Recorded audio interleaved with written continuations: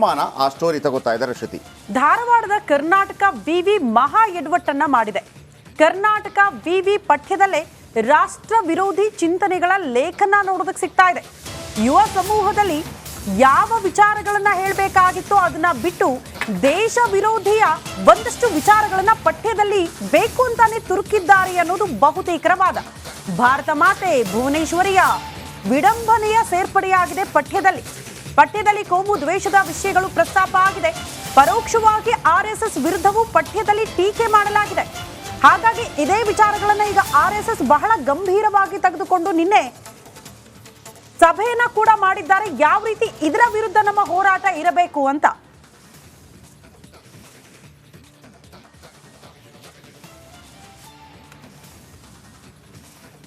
Okay, ಇದು ಈಗ ನಿಮಗೆ ಸ್ವಲ್ಪ ಕನ್ಫ್ಯೂಷನ್ ಆಗ್ಬೋದು. ಏನಿದು ಭಾರತಾಂಬೆಗೆ ಯಾವ ಥರ ಮಾಡಿದ್ದಾರೆ ಏನು ಇನ್ ಡೀಟೇಲ್ ಆಗಿ ಈ ರಿಪೋರ್ಟ್ ನೋಡಿ, ಆಮೇಲೆ ಮಾತಾಡೋಣ ಇದ್ರ ಬಗ್ಗೆ. ರಿಪೋರ್ಟ್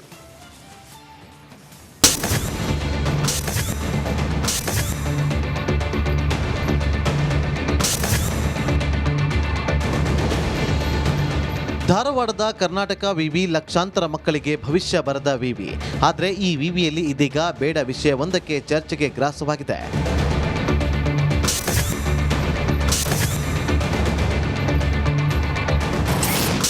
ಕರ್ನಾಟಕ ವಿಶ್ವವಿದ್ಯಾಲಯ ಮಹಾ ಎಡವಟ್ಟು. ರಾಷ್ಟ್ರೀಯ ಐಕ್ಯತೆ ವಿರೋಧಿ ಪಠ್ಯ ಮುದ್ರಿಸಿದ ಕವಿವಿ. ಪಠ್ಯದ ತುಂಬ ವಿದ್ಯಾರ್ಥಿಗಳಲ್ಲಿ ವಿಷ ಬೀಜ ಬಿತ್ತುವ ಅಂಶ.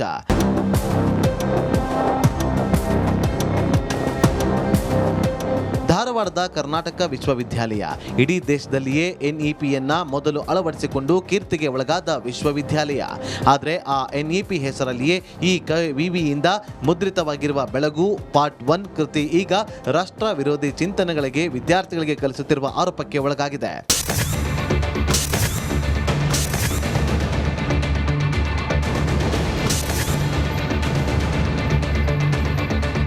BA ಸೇರಿದಂತೆ ವಿವಿಧ ಪದವಿಗಳ ಪ್ರಥಮ ಸೆಮಿಸ್ಟರ್ಗಾಗಿ ಇರುವ ಈ ಬೆಳಗು ಪಾರ್ಟ್ 1 ಕೃತಿಯಲ್ಲಿ ಅನೇಕ ಅಂಶಗಳು ಈಗ ವಿದ್ಯಾರ್ಥಿಗಳ ಮನಸ್ಸಿನಲ್ಲಿ ವಿಷ ಬೀಜ ಬಿತ್ತುವ ಕಾರ್ಯ ಮಾಡುವಂತಿವೆ ಅನ್ನೋ ಆರೋಪ ಕೇಳಿಬಂದಿದೆ. ವಿವಾದ 1, ಭಾರತ ಮಾತೆ ಚಿತ್ರ ಹಿಂದೂ ಮಾತೆ ಚಿತ್ರ.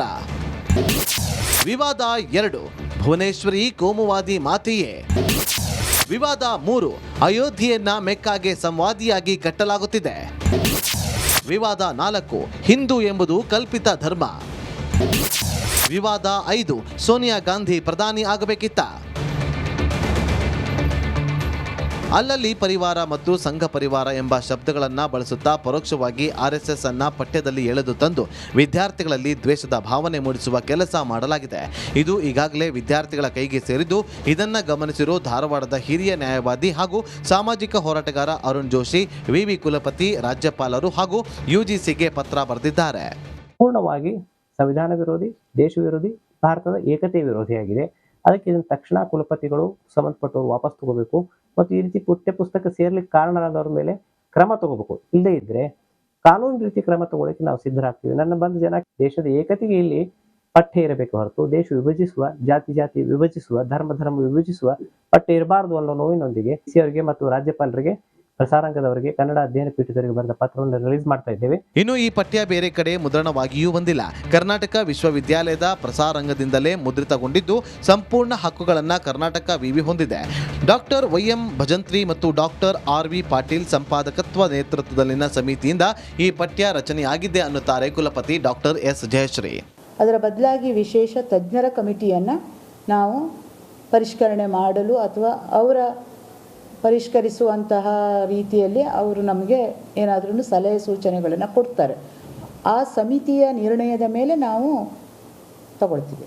ಕನ್ನಡದಲ್ಲಿ ಎಕ್ಸ್ಪರ್ಟ್ ಇದ್ದವರಿದ್ದಾರೆ, ಒಬ್ಬರನ್ನು ಸಂವಿಧಾನದ ಎಕ್ಸ್ಪರ್ಟ್ ಅಂತ ವಿಶ್ವವಿದ್ಯಾಲಯದ ರಿಟೈರ್ಡ್ ಟೀಚರ್ಸನ್ನು ನಾವು ಹಾಕೊಂಡಿದ್ದೀವಿ. ಯುವ ಮನಸ್ಸುಳ್ಳ ಪದವಿ ವಿದ್ಯಾರ್ಥಿಗಳಲ್ಲಿ ರಾಷ್ಟ್ರ ಜಾಗೃತಿಯ ಚಿಂತನೆ ಮೂಡಿಸಬೇಕಾದ ವಿಶ್ವವಿದ್ಯಾಲಯವೊಂದು ವಿಷ ಬೀಜ ಬಿತ್ತುವ ಕಾರ್ಯ ಮಾಡಿದಲ್ಲದೆ ವಿವಾದಕ್ಕೆ ಕಾರಣವಾಗಿರುವವರಿಗೆ ಸೂಕ್ತ ಕ್ರಮ ತೆಗೆದುಕೊಳ್ಳಬೇಕಿದೆ. DV Kumar, republic Kannada, Dharwad.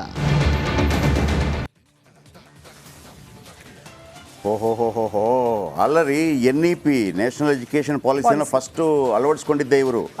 ಆಮೇಲೆ ಹಿಂದೂ ಧರ್ಮನೇ ಸಿಗೋದು ನನಗೆ ಭಾಳ ಆಶ್ಚರ್ಯ ಆಗುತ್ತೆ ಪ್ರತಿ ಸಲ ಕೂಡ. ಆಮೇಲೆ ಇದು ಒಂದು ಅರುಣ್ ಅವರಿಗೆ ಒಂದು ದೊಡ್ಡ ಸಲ್ಯೂಟ್. ನಂಬರ್ 1, BJP ಇದನ್ನು ಪಾಯಿಂಟ್ ಆಗಿ ಎತ್ಕೋಬೇಕು, ಇದಕ್ಕೆ ಹೋರಾಟ ಮಾಡಬೇಕು. ಇದನ್ನು ಇದು BJP ಇದಲ್ಲ ರೀ, ಇದು ಪ್ರತಿಯೊಬ್ಬರದ್ದು ಕೂಡ. ರೇ ಹಿಂದೂ ಧರ್ಮ ಅನ್ನೋದು ಇದೆಯಲ್ವೇನ್ರಿ, ಯಾವ ಧರ್ಮಕ್ಕೂ ಯಾವ ಮತಕ್ಕೂ ಯಾವ ಪಂಗಡಕ್ಕೂ ಯಾವತ್ತೂ ಅನ್ಯಾಯ ಮಾಡೋದಲ್ಲ. ಆಮೇಲೆ ನೀವು ಹಿಂದೂ ಧರ್ಮದ ವಿಚಾರಗಳನ್ನು ನೀವು ಮಾತಾಡಬೇಕು ಅಂತಂದರೆ ಒಂದು ವೇದ ಮತ್ತು ಉಪನಿಷತ್ತು, ಆಮೇಲೆ ಬ್ರಹ್ಮಸೂತ್ರ, ಆಮೇಲೆ ಭಗವದ್ಗೀತೆ. ನೀವು ಬಾಯಿಗೆ ಬಂದಂಗೆ ಯಾವುದನ್ನು ಆಧಾರವಾಗಿ ಇಟ್ಕೊಂಡು ಬರೆಯೋಕ್ಕಾಗಲ್ಲ. ಈ ಮೂರಲ್ಲಿದ್ದರೆ ಮಾತ್ರ. ಎಲ್ಲರೂ ಕಾಂಜಿ ಪಿಂಜಾಗಿ ಬರೆದಾಕ್ಬಿಟ್ಟಿದ್ರು ಮೊದಲು ಕೂಡ. ಈಗ ನಾವು ಏನೋ ಪುರಾಣ ಮತ್ತೊಂದು ಉಪನಿಷತ್ತು, ಸಾವಿರಾರು ಪುರಾಣ ಇದೆ. ಉಪನಿಷತ್ತು ಅಷ್ಟೇ ಇದೆ. ಏನು ಮಾಡ್ತಾರೆ ಆಗ ದೊಡ್ಡ ದೊಡ್ಡ ಋಷಿಮುನಿಗಳೆಲ್ಲ, ಹಿಂಗಾದ್ರೆ ಆಗೋದಿಲ್ಲ, ಬಾಯಿಗೆ ಬಂದಂಗೆ ಬರೆದು ಬಿಡ್ತಾರೆ ಅಂತಂದ್ಬಿಟ್ಟು ಆ ಪುರಾಣಗಳನ್ನೆಲ್ಲ ನೋಡಿ ಹಿಡಿದು ಎಲ್ಲ 18 ಪುರಾಣಗಳು ಮಾತ್ರ, ಇದಕ್ಕಿಂತ ಹೆಚ್ಚು ಇಲ್ಲ, ನೀನು ಯಾವುದಿದ್ರು ಕೂಡ ಇದು ಬೇಸು ಅಂತಾರೆ. 10 ಉಪನಿಷತ್ತುಗಳು ಮಾತ್ರ, 18 ಪುರಾಣ, 10 ಉಪನಿಷತ್ತು, ಆಮೇಲೆ ಬ್ರಹ್ಮಸೂತ್ರ, ಆಮೇಲೆ ಭಗವದ್ಗೀತೆ. ನೀವು ಯಾವುದಾದ್ರೂ ನಮ್ಮ ಪುರಾಣದಲ್ಲಿ ಹೇಳಿದೆ, ನಮ್ಮ ಪುಸ್ತಕದಲ್ಲಿ ಹೇಳಿದೆ ಅಂತಂದರೆ ಯಾವುದು ತೋರಿಸಿದ್ರೆ ಆಗಲ್ಲ, ಈ ಮೂರಲ್ಲಿ ತೋರಿಸ್ಬೇಕು. ಅಷ್ಟು ಸ್ಟ್ರಿಕ್ಟ್ ಇದೆ ಅದಕ್ಕೆ. ಆಮೇಲೆ ಹಿಂದೂ ಧರ್ಮ ಮತ್ತು ಸೈನ್ಸು ನಿಮಗೆ ತುಂಬ, ಇವತ್ತು ನಾನು ಬೇಕಿದ್ರೆ ಶ್ರೀನಾಥ್ ಶೆಟ್ಟರು ಅಂತೇಳಿ ಅದರ ಬಗ್ಗೆ ಒಂದು ಸ್ಪೆಷಲಿಸ್ಟ್ ಬರ್ತಾರೆ, ನಾನೊಂದು ಕಾರ್ಯಕ್ರಮ ಕೂಡ ಇವತ್ತು ಮಾಡ್ತಾ ಇದ್ದೀನಿ, ಅದರ ಬಗ್ಗೆ ಹೇಳ್ತೀನಿ. ಅವ್ರು ಹೇಳ್ತಾರೆ ಎಲ್ಲ, ಅಂದರೆ ಹಿಂದೂ ಧರ್ಮದ ಬಗ್ಗೆ ಹೇಳಿದ್ದಕ್ಕೆ ಅದ್ರ ಬಗ್ಗೆ ಮಾತಾಡ್ತೀನಿ ನಾನು ಆಮೇಲೆ. ನೋಡಿ, ಹಿಂದೂ ಎಂಬುದು ಕಲ್ಪಿತ ಧರ್ಮ ಅಂತೆ. ಸೈನ್ಸ್ ಏನು ಹೇಳುತ್ತೆ? ವೈಬ್ರೇಷನ್ನಿಂದ ಎನರ್ಜಿಯಿಂದ ಫಿಸಿಕಲ್ ಮ್ಯಾಟರ್. ಇದು ಸೈನ್ಸ್ ಹೇಳೋದು. ವೈಬ್ರೇಷನ್ನಿಂದ ಎನರ್ಜಿಯಿಂದ ಫಿಸಿಕಲ್ ಮ್ಯಾಟರ್, ಇದು ಸೈನ್ಸ್ ಹೇಳೋದು. ಹಿಂದೂ ಧರ್ಮ ಹೇಳುತ್ತೆ ಆ ಎನರ್ಜಿ ಉಂಟಾಗೋದೇ ಮಂತ್ರದ ಶಕ್ತಿಯಿಂದ ಎನರ್ಜಿ ಉಂಟಾಗ್ಬೋದು. ವೈಬ್ರೇಷನ್ ಶುರು ಮಾಡೋದು ಎನರ್ಜಿಯಿಂದ. ಆಮೇಲೆ ನಾವು ಹೇಳ್ತೀವಲ್ಲ, ಪ್ರೋಟಾನ್, ನ್ಯೂಟ್ರಾನ್, ಎಲೆಕ್ಟ್ರಾನ್ ನಮ್ಮ ಬಾಡಿಯಲ್ಲಿದೆ ಅಂತೇಳಿ. ಈ ಎಲೆಕ್ಟ್ರಾನ್ ಅನ್ನೋದು ಏನು ಗೊತ್ತಾ, ಅದು ಏನು ಇಲ್ಲಿ ತನಕ ಅದು ಗೊತ್ತಾಗಿಲ್ಲ. ಅದು ಏನೂ ಅಲ್ಲ ಅಂತ ಹೇಳಿದವನಿಗೂ ನಿಮಗೆ ನೊಬೆಲ್ ಪ್ರಶಸ್ತಿ ಸಿಕ್ಕಿದೆ, ಹೌದು ಅಂತ ಹೇಳಿದವನಿಗೂ ನೊಬೆಲ್ ಪ್ರಶಸ್ತಿ ಸಿಕ್ಕಿದೆ. ಆಮೇಲೆ ಈಗ ಏನು ಗಾಡ್ ಪಾರ್ಟಿಕಲ್ಸ್ ಅಂತ ಮೊನ್ನೆ ಕರೆದ್ರಲ್ವಾ, ಸೈಂಟಿಸ್ಟ್ಗಳು ಕಂಡುಹಿಡಿದ್ರು ಗಾಡ್ ಪಾರ್ಟಿಕಲ್ಸ್ ಒಂದು ಕಾಣ್ತಾ ಇದೆ ಅಂತೇಳಿ. ನೀವು ನೋಡಿಬೇಕಿದ್ರೆ ಶ್ರೀಚಕ್ರ ಕೂಡ ಅದೇ ಥರ ಕಾಣ್ತಾ ಇದೆ ಅಂತ ಅಂದ್ಬಿಟ್ಟು. ಇದೆಲ್ಲ ಇವರು ಅದನ್ನು ಅರ್ಥ ಆಗದವರು ಬೇರೆ ಕಟ್ಟುಕತೆಗಳನ್ನು ಕಟ್ಟಿದ್ರು, ಅದೆಲ್ಲ ಬಿಟ್ಟಾಕಿ. ಒಂದು ಕಡೆ ಭಾರತ ಮಾತೆ ಚಿತ್ರ, ಹಿಂದೂ ಮಾತೆ ಚಿತ್ರ, ಅದು ಕೋಮುವಾದಿ ಚಿತ್ರವಂತೆ, ಭುವನೇಶ್ವರಿ ಕೋಮುವಾದಿ ಮಾತೆಯಂತೆ, ಅಯೋಧ್ಯೆಯನ್ನು ಮೆಕ್ಕಾಗೆ ಸಮಾಧಿಯಾಗಿ ಕಟ್ಟಲಾಗ್ತಾ ಇದೆಯಂತೆ. ಅಂದರೆ ತುಂಬ ಇದೆ, ಅನೇಕ. ಬನ್ನಿ, ಯಾರಿದ್ದಾರೆ? ಅರುಣ್ ಜೋಶಿ ಸರ್ ಇದ್ದಾರೆ, ಇದರ ಕಂಪ್ಲೇಂಟ್ ಕೊಟ್ಟವರು ಮತ್ತು ವಕೀಲರು ಕೂಡ. ಅರುಣ್ ಜೋಶಿ ಸರ್ ನಮಸ್ತೆ.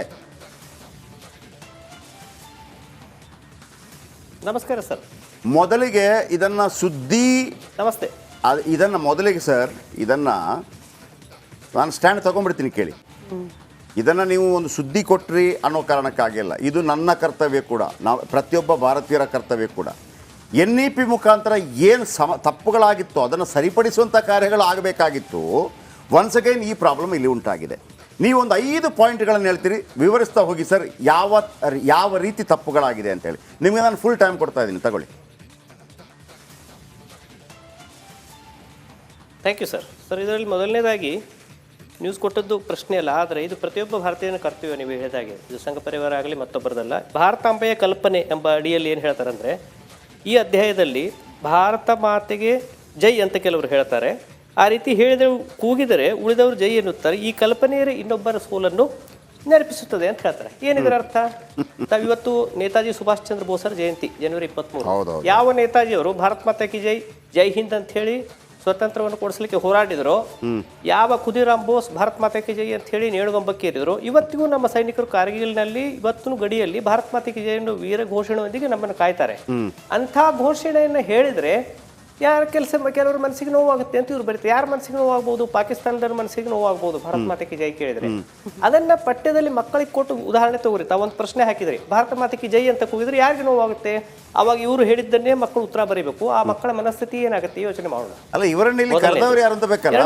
ರಾಷ್ಟ್ರೀಯ ನಾವೀಗ ಭಾರತ ಮಾತಾ ಕಿ ಜೈ ಅಥವಾ ಜೈ ಹಿಂದ್ ಅಂತ ಹೇಳುವಾಗ ನೋವಾಗೋದಿದ್ರೆ ನಿಮ್ಮಲ್ಲಿ ಕರೆದವ್ರು ಯಾರು? ಅದೇ ಪ್ರಶ್ನೆ. ಈಗ ನಾನು ಒಂದು ಮೊನ್ನೆಯಿಂದ ಹೇಳ್ತಾ ಇದ್ದೆ ಸರ್, ಮಂಗೋಲರಿಗೆ ನೋವಾಗಲಿ. ನಾನು ಮೊನ್ನೆಯಿಂದ ಒಂದು ಮಾತು ಹೇಳ್ತಾ ಇದ್ದೆ. ರತನ್ ಟಾಟಾ ತೀರ್ಕೊಂಡ್ರು. Please sir. ರತನ್ ಟಾಟಾ ತೀರ್ಕೊಂಡ್ರು. ಮಣೆಕ್ ಶಾ ಪೆರೇಡ್ ಇದ್ರು. ಮಣೆಕ್ ಶಾ ಸಾರಿ ಪೆರೇಡ್ ಮೈದಾನ ಹೇಳಿದ್ರು. ಮಣೆಕ್ ಶಾ ಇದ್ರು. ಮಹಾದಂಡನಾಯಕ ಭಾರತದ್ದು general Manekshaw. General Manekshaw is not Hindu. ಹೌದು, ಅವ್ರು ಹಿಂದೂ ಅಲ್ವೇ ಅಲ್ಲ. ಹೌದು, ಈಸ್ ಎ ಪಾರ್ಸಿ. ಜೂ ಅವರು ಜೊರಾಸ್ಟ್ರಿಯನ್. ಓಕೆ, ಜೊರಾಸ್ಟ್ರಿಯನ್. ಪಾರ್ಸಿ ಜೊರಾಸ್ಟ್ರಿಯನ್. ರತನ್ ಟಾಟಾ ಹಿಂದೂ ಅಲ್ಲ, ಜೊರಾಸ್ಟ್ರಿಯನ್, ಪಾರ್ಸಿ. ಎಲ್ಲಿ ಜನರಲ್ ನಾಯಕ ಅಂದ್ರೆ ಇಡೀ ಭಾರತವನ್ನು ಅವರ ಕೈಯಲ್ಲಿ ಕೊಡಲಾಗಿತ್ತು. ಭಯ ಆಯ್ತಾ ನಮಗೆ? ಹೌದು. ಅಬ್ದುಲ್ ಕಲಾಂ ಅವರು ದಂಡನಾಯಕ ಅಂದ್ರೆ ರಾಷ್ಟ್ರಪತಿಗಳ ಭಯ ಆಯ್ತಾ ನಮಗೆ? ದಯವಿಟ್ಟು ವಿವರಿಸಿ ಸರ್ ಪ್ಲೀಸ್. ಹೌದು, ಹೇಳ್ತಾ ಹೋಗಿ ಈ ವಿಚಾರ ಹೇಳ್ತಾ ಹೋಗಿ, ತುಂಬಾ ಇದೆ ಮಾತಾಡ್ಲಿಕ್ಕೆ. ಅದೇ ನನಗೇನು ಅನಿಸ್ತಾ ಇದೆ ಅಂದರೆ, ಕೆಲವು ರಾಜಕೀಯ ನಾಯಕರು ಭಾರತ ಮಾತೆ ಇದ್ದಾಳ, ಭಾರತ ಮಾತೆಗೆ ಜೈ ಯಾಕೆ ಹೇಳಿದ್ರು ಅನ್ನೋ ಭಾಷಣವನ್ನು ಮೊನ್ನೆ ಮಾಡಿದ್ರು. ದೇಶಾದ್ಯಂತ ಅದು ಚರ್ಚೆ ಆಯಿತು. ಇನ್ನು ಕೆಲವರು ಭಾರತ ಮಾತೆಗೆ ಜೈ ಅನ್ನಲ್ಲ ಅಂತ ಎಡಪಂಥೀಯರು 2 ವರ್ಷದ ಹಿಂದೆ ತಕರಾರು ತೆಗೆದಿದ್ರು. ಇದೆಲ್ಲದರ ಅಂಗವಾಗಿ ಮಕ್ಕಳ ಮನಸ್ಸಿನಲ್ಲಿ ವಿಷಬೀಜ ಬಿತ್ತುವಂತ ಒಂದು ತಂಡ ಭಾರತ ದೇಶದಲ್ಲಿ ಕೆಲಸ ಮಾಡ್ತಾ ಇದೆ. ಅದರ ಅಂಗವಾಗಿ ಪಠ್ಯ ಬಂದಿದೆ ಅಂತ ನನಗೆ ಈಗ ಅನಿಸ್ತಾ ಇದೆ. 2 ದಿನದಲ್ಲಿ ಇದರ ಒಳಗೆ ಬಿದ್ದ ಮೇಲೆ ನೋಡ್ತಾ ಹೋದ್ಮೇಲೆ ಮಕ್ಕಳ ಮನಸ್ಸನ್ನ ಹದಗೆಡಿಸುವುದು, ಯಾವುದರಲ್ಲಿ JNU ರೀತಿಯಲ್ಲಿ ಮತ್ತೊಂದು ರೀತಿಯಲ್ಲಿ ದೇಶ ವಿರೋಧಿ ಕೃತ್ಯಗಳಾದವು, ಭಾರತೀಯ ರೀತಿ ಕೂಡ ಹೋಂಗೆ ಆ ಗ್ಯಾಂಗಿನ ಕೆಲಸವೇ ಇದು. ದುರ್ದೈವ ಅಂದ್ರೆ ನಮ್ಮ ಅನೇಕ ಪ್ರಾಧ್ಯಾಪಕರಿಗೆ, ಶಿಕ್ಷಣ ತಜ್ಞರಿಗೆ ಮತ್ತೊಬ್ಬರಿಗೆ ಗೊತ್ತಿಲ್ಲ. ಅವರು ವೇದಿಕೆಗಳನ್ನ ಹಂಚ್ಕೋತಾರೆ, ಅವ್ರ ಜೊತೆಗೆ ಹೋಗ್ತಾರೆ. ಆದ್ರೆ ಇದರಿಂದ ಆಗೋ ಪರಿಣಾಮ ಮಕ್ಕಳ ಮೇಲೆ ಏನಾಗುತ್ತೆ, ಮುಂದಿನ ಸಂತತಿ ಮೇಲೆ ಏನಾಗುತ್ತೆ, ಭಾರತದ ಏಕತೆ ಮೇಲೆ ಏನಾಗುತ್ತೆ ಅದನ್ನ ನಾವು ನೋಡ್ಬೇಕು. ಭುವನೇಶ್ವರಿ ಮಾತೆ ಬಗ್ಗೆನೂ ಅದೇ ಬರೀತಾರೆ. ಅಷ್ಟೇ ಅಲ್ಲ, ರಾಷ್ಟ್ರ ಪಕ್ಷಿ, ರಾಷ್ಟ್ರಗೀತೆ, ರಾಷ್ಟ್ರಧ್ವಜ ಎಲ್ಲವನ್ನೂ ಹೇರಲಾಗಿದೆ ಅಂದ್ರೆ ಇದೊಂದು ರಾಷ್ಟ್ರ ಹೌದು ಅಲ್ಲ ಅನ್ನೋ ಪ್ರಶ್ನೆ ಮಕ್ಕಳ ಮನಸ್ಸಿನಲ್ಲಿ. ಪಠ್ಯಪುಸ್ತಕವಾಗಿ ಒಂದೇ ಪ್ರಶ್ನೆ. ಈಗ ಇವರು ಒಂದೇ ಪ್ರಶ್ನೆ ನಂದು. ನಾನು ಅಯೋಧ್ಯೆಗೋ ಅಥವಾ ತಿರುಪತಿಗೋ ಬೇಕಿದ್ದರೆ ನಾನು ಅನುಮತಿಯನ್ನು ಪಡ್ಕೊಂಡು ಅನ್ಯ ಮತ್ತೆ ಯಾರೇ ಆಗಿರಲಿ ಸರ್, ನಾನು ಕರ್ಕೊಂಡು ಹೋಗಬಲ್ಲೆ, ಬೇಕಿದ್ರೆ ದರ್ಶನ ಮಾಡಿಸಬಲ್ಲೆ. ನನಗೆ ಹೌದು ಆಸ್ ಎ ಪ್ರೌಡ್ ಹಿಂದೂ ಆಗಿ ನನಗೆ ಮೆಕ್ಕಾದ ದರ್ಶನ ಮಾಡೋದಕ್ಕೆ ಸಿಗತ್ತಾ? ಅಷ್ಟೇ ನನ್ನ ಪ್ರಶ್ನೆ. ಆಗಿದ್ರೆ ಹೇಳೋಣ, ಯಾರು ಯಾರು ಯಾರು ಸಹಿಷ್ಣು ಯಾರು ಅಸಹಿಷ್ಣು ಅಂತ ಅಲ್ಲಿ ಗೊತ್ತಾಗ್ಬಿಡ್ತದೆ. ಎಂದು ಸಾಧ್ಯವೇ ಇಲ್ಲ. ಮತ್ತೆ it is impossible for any other non Muslim to visit Mecca. ಇದು ಎಲ್ಲರಿಗೂ ಗೊತ್ತಿದೆ. ಮತ್ತೆ ಸಹಿಷ್ಣು ಯಾರು ಅಸಹಿಷ್ಣು? ಈ ರೀತಿ ವಿಷಬೀಜವನ್ನು ಬಿತ್ತಾ ಇರುವಂಥದ್ದು ಇದರಲ್ಲಿ ಒಂದೇ ಅಲ್ಲ, ಸಾಕಷ್ಟು ಸಂಗತಿ ಇದೆ ಸರ್. ಇದರಲ್ಲಿ ಪರಕೀಯ ಪ್ರಜ್ಞೆ ಇದೆ, ಸಹಿಷ್ಣು ಅಹಿಷ್ಣು ಕೇಳ್ತಾರೆ, ರಾಷ್ಟ್ರೀಯತೆ ಅತಿ ರಾಷ್ಟ್ರೀಯತೆ ಅಂತ ಬರೀತಾರೆ. ಮತ್ತು ಇದನ್ನೆಲ್ಲ ಪಠ್ಯಕ್ಕೆ ಹಾಕುವ ವಿಷಯ ಏನಿತ್ತು ಅನ್ನೋದು ನನ್ನ ಪ್ರಶ್ನೆ. ನೀವು ಆರ್ಟಿಕಲ್ ಬರೀರಿ, ಭಾಷಣ ಮಾಡಿರಿ, ವಿಚಾರ ಸ್ವತಂತ್ರ ಅಂತ ಹೇಳಿ ದೇಶ ವಿರೋಧಿ ಮಾತುಗಳನ್ನು ಹೇಳ್ತೀರಿ, ಅದು ಕೂಡ ತಪ್ಪೇ. ಆದರೆ ಅದು ಹೊರಗಡೆ ಇರುತ್ತೆ.